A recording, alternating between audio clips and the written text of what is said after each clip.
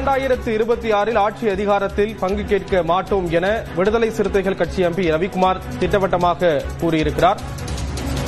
திமுக அதிக இடங்களில் வென்று தனிப்பெரும்பான்மையுடன் ஆட்சி அமைக்கும் என்ற ஒரு கருத்தையும் அவர் குறிப்பிட்டிருக்கிறார்.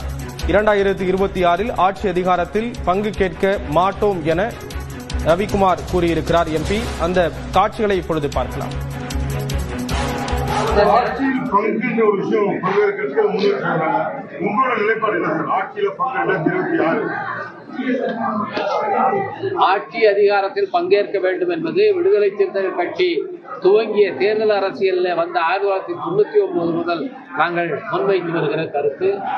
2016ஆம் ஆண்டு இதற்காக ஒவ்வொரு கட்சி தலைவரையும் அழைத்து ஒரு கருத்தரங்கத்தை நடத்தி அந்த கருத்தை தேர்தல் களத்திலே முன்னிறுத்தியது விடுதலை சிறுத்தைகள் கட்சி தான். அதற்கான காலம் கனியும் போது அந்த கோரிக்கையை விடுதலை சிறுத்தைகள் கட்சி சரியான விதத்திலே முன்வைக்கும்.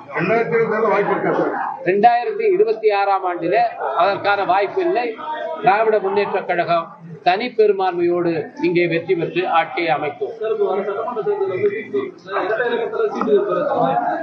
இரட்டை இலக்கத்திலே நிச்சயமாக விடுதலை சிறுத்தைகளுக்கு இடங்களை திராவிட முன்னேற்ற கழகம் வழங்கும் என்று நாங்கள் நம்புகிறோம்.